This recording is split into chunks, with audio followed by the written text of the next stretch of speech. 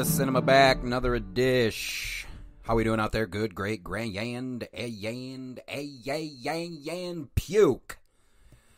Whoo, back to the obligation. No, this one, I do these. You got to treat yourself sometimes, gang. I do these little games, starting out this podcast great.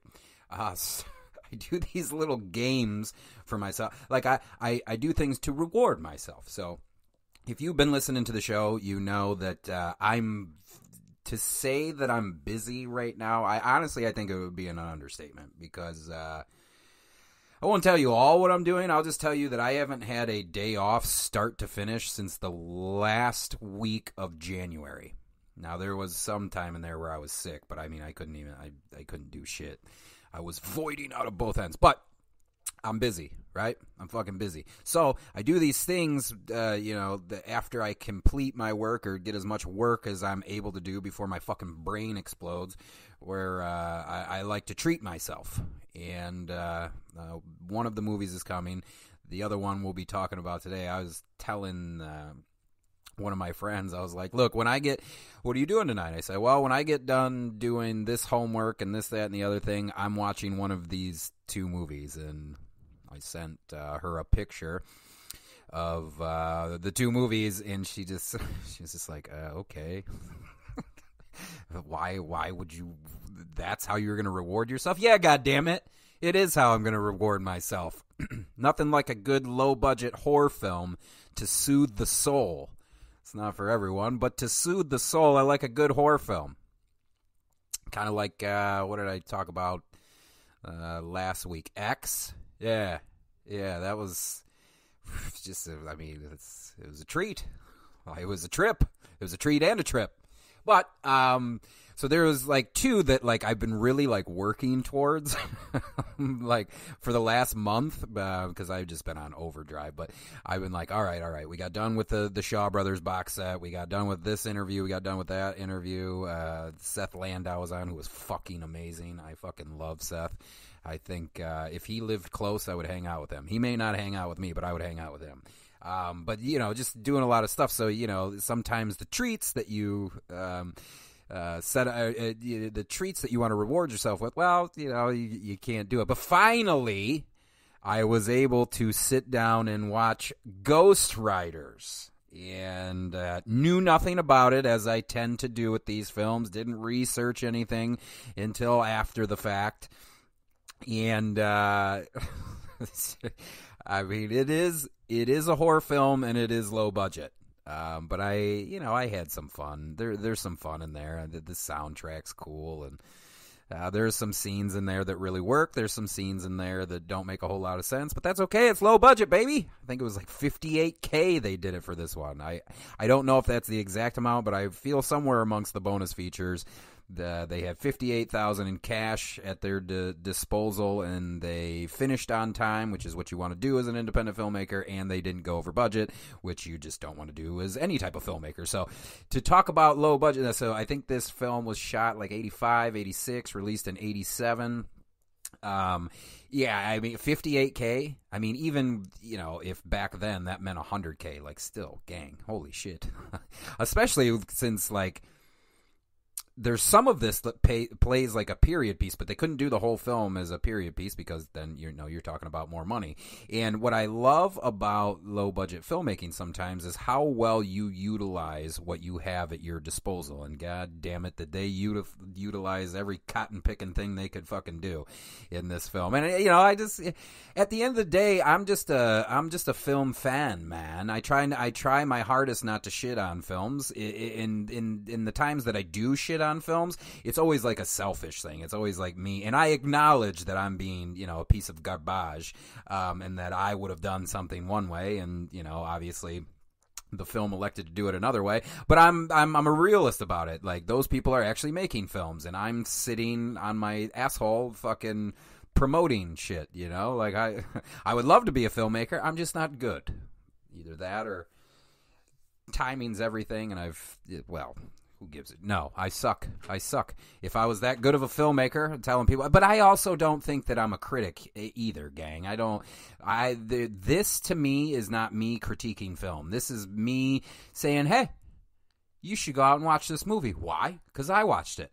And I would say only about 2% of the time, and I won't reveal the names of which movies, but 2% of the time, I don't like what I'm watching. The only one that I went like above and beyond with my annoyance with was Crazy Samurai 100 versus 1. And the only reason, again, acknowledging that I'm the piece of shit here, the only reason is I made the mistake. I saw like one sentence before I watched it. It says it had like a 82-minute or 100-minute one-take shot.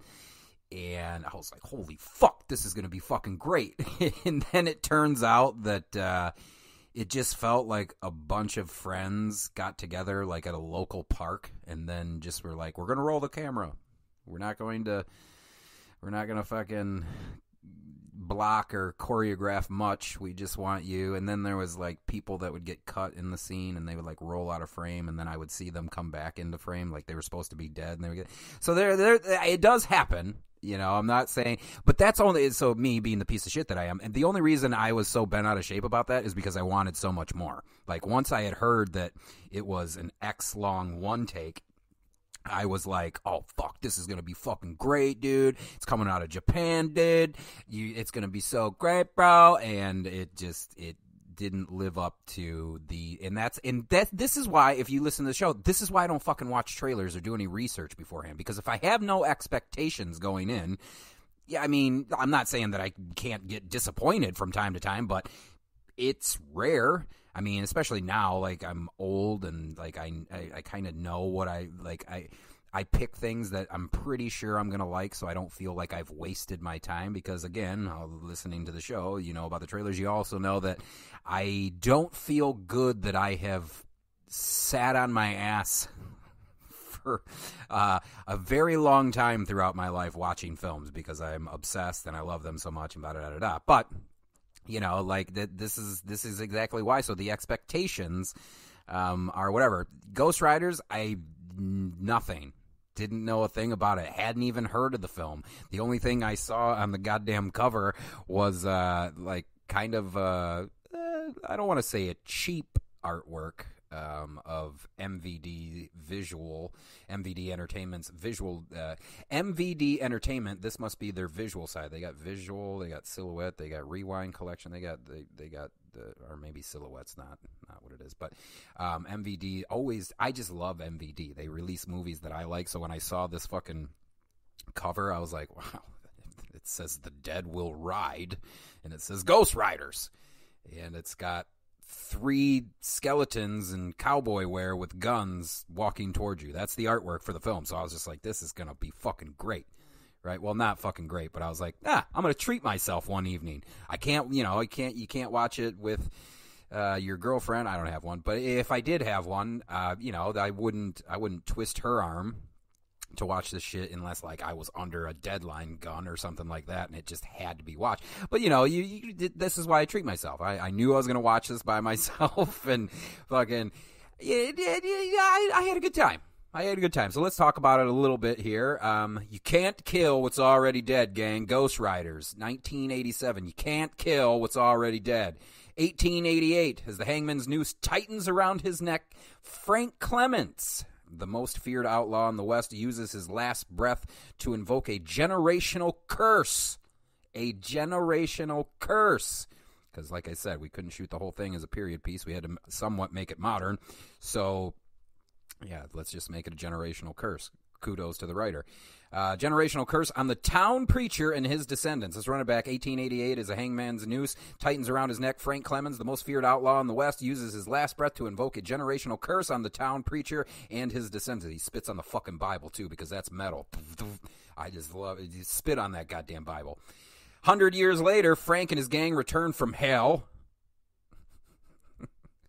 Return from hell to seek their vengeance. Hampton, the great-grandson of the preacher, along with his friends Cory and Pam, all find themselves defenseless against these bloodthirsty phantom cowboys, who are impervious to weapons and seemingly cannot be stopped. Impervious to weapons and cannot be stopped, yeah? It's a horror film, gang. What do you want? Let's. I think there's a more in-depth so that I don't ruin it, because there are certain scenes that I would like to talk about. We'll get to one thing that kind of bummed me out. We'll get there in a second. As feared outlaw Frank Clements is about to be hung, he shouts a curse that will haunt the preacher's family for generations to come. Revenge is a hearty meal for phantoms of the prairie. I like that. Revenge is a hearty meal for phantoms of the prairie. On a dark and haunting night, all that is visible by the campfire light, all that it is visible by the campfire light is the breath of a vicious lawman. The local preacher in town... Come on, you can do better, Sean. The local preacher of the townspeople gathered on a lonesome prairie as the lawless career of desperado Frank Clements is about to end. Just as the hangman's noose tightens around his neck, the most feared outlaw of 1888 shouts a curse of revenge on the town preacher. A curse which will haunt the preacher's family for generations to come. Now 100 years later, unsuspecting of the events in 1988, well, at least all but one, the town is, 100 years later, unsuspecting of the events in 1888, the town is prospering. Frank Clements and his gang return from hell to seek revenge against the preacher's grandson and his family. The fight against the phantoms from the past proves futile, and they become unwilling victims of bloodthirsty outlaws. Weapons are defenseless against these phantom cowboys because... Why, gang? Why are weapons no good against these phantoms? Because you can't kill what's already dead. Jesus Christ. I am the goddamn worst. Ghostriders. Who's in Ghostriders? You got Bill Shaw is in Ghostriders. Jim Peters. Ricky Long. Cari Powell. Arland Bishop. Mike Ammons, Carl Young, Bill Moses. Too bad it wasn't Bill Mosley, but it's Bill Moses. Steve Fincher. And these all are bit players. I don't even think these people have any lines. But David Miller. James Desmarais, who was also the writer. Gerald Stewart. Doc Lipsy. Wade Mason, Beverly Cleveland, these names. Ringo and J.T. Hill. And I think J.T. Hill fucking got knocked out because he begged for a squib. He wanted a gunshot to the head. So they put a squib in his cowboy hat. And when it went off, it knocked him out cold. It's fucking... Can't play around with that shit, mate. Anyway, directed by Alan Stewart, written by Clay McBride and James Desmarais. James is on the bonus features, talking with our DP Thomas Callahan. Thomas L. Callaway. I'm sorry, Tom. I tried to get Tom on the show too. Tom L. Callaway, because unfortunately Alan Stewart's dead, and most of these people, this is all they did. I think Ricky Long, worked for the camera department and a couple of Ricky Long, worked for the camera department, lighting department, electrical department, and some films here and there. But most of these people, unknowns, and stayed unknown. Most of them, not all of them.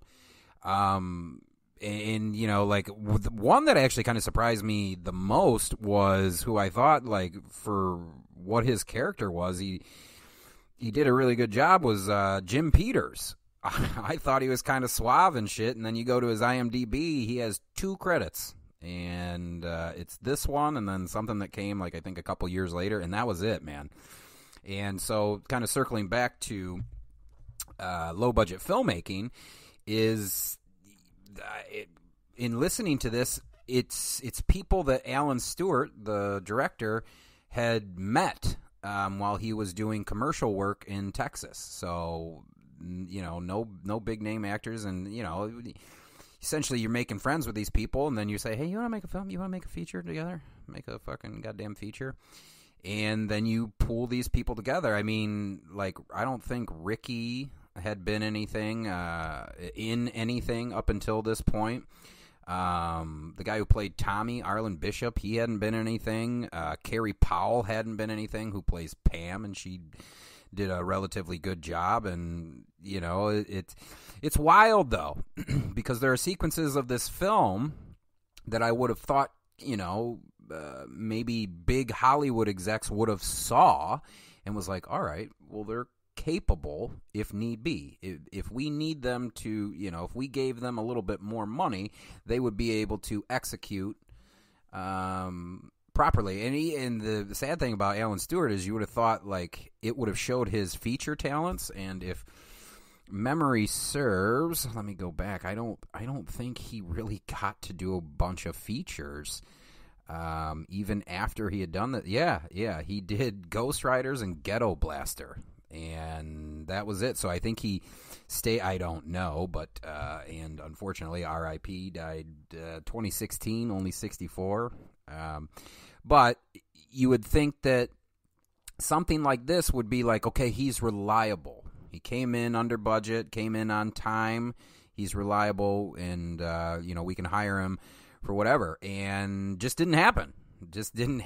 And I look at this film, and I do think, for what it was, and I mean, I really thought it was a interesting story. I did. Like, I mean, come on, ghost fucking cowboys. Okay, so let's talk about the only issue that I had. And I know for a fact it was budget based, so it's not, you know, this is me being selfish, as I already, you know, it's just me. If I were to tweak it, this isn't shitting on the film. Anytime you get a film made, it's fucking a miracle, right? So I know that what I'm about to say is strictly budget purposes. So I knew that, okay, a curse had just happened, and they're going to come back. These cowboys, these rebels, Frank Clements and the gang are going to come back. They just come back like as we saw them initially. There's no like decay. There's no like a spirit essence to them. They appear just as fast as they left in the beginning, and then, like, you know, as I mentioned, you can't kill what's dead with these weapons, right? And, you know, it's just like they're shooting at this ghost gang, but it kind of fell flat. And again, I'm spoiled. I understand that, but it fell flat for me just because I was like, okay, we're not. If the idea is they can't be harmed by bullets or, you know, traditional weaponry in the modern era. I need ghost cowboys, gang. You know, you're looking at this cover and you got skeletons walking towards you. You think you're going to sit down and watch something different. Like, I thought that I was going to see a couple cowboys, like, just, you know, like their fucking jaws falling off. They're all green and shit. I don't know why green is the choice, but they're decaying and like they're coming. Nope. They look the exact same as when we last saw them in 1888. And again, let me just reiterate, so if anybody a part of the film, you know, fucking, I don't know, old Jim Peters or old Ricky Long just happened to press play on this podcast. Listen, I know it's because you didn't have the money, all right? It's just, when you hear ghost cowboy horror film from 1987 as a child of the 80s, but you get geeked, bro. You get geeked. You're like, this is going to be fucking great. They're fucking, their jackets and their hats are going to be all like fucking disintegrating and their skins falling off. And no, that didn't happen. So that was my only beef with it. Outside of that, I thought it was just a fun little piece, gang. What else is on the MVD the MVD Blu-ray physical release of it? Well, you got an audio commentary with the DP Thomas L. Callaway. I gotta get him on the goddamn show. Writer producer James Desmarais and moderator Steve Letshaw. You also have 2 featurettes. One of them was, it made me nostalgic, and it also, like, made me happy and sad at the same time. One of the featurettes is Bringing Out the Ghosts, the making of Ghostriders, which was about 22 minutes. I don't know if you've listened to me talk on the show before, but one thing I can't stand is when, like, you get an Arrow and MVD, they don't do it so much, but, like, if you get, like, a Marvel does it sometimes, where you'll get, you'll pay $34 for this 4K release of whatever the fuck, and they'll have bonus features on it that are, like, 4 minutes. And it's just like the actor sitting in the chair. I had it, it's just fun to play Gamora. Yeah, and here's the thing, that's fine. Like a bonus feature is better than no bonus feature. But as a nerd, like, hey, how did you do that? How did you do that shit? I want to know. And of course, I know I'm the old head. Nobody gives a fuck. The only person, I swear to God, in like the last 5 years that told me that they watch bonus features is my ex, and she was all about like the Lord of the Rings bonus feature. She watched the Witcher bonus feature, like, and that's it. Like most people I know, they don't give a fuck about bonus features at all, and yeah, that's kind of sad, gang. It's kind of sad. I don't like where we're trending, which is why I fucking started this stupid podcast, which has now become the fucking bane of my goddamn existence. Anywho, what else do we have in the making of Ghostriders?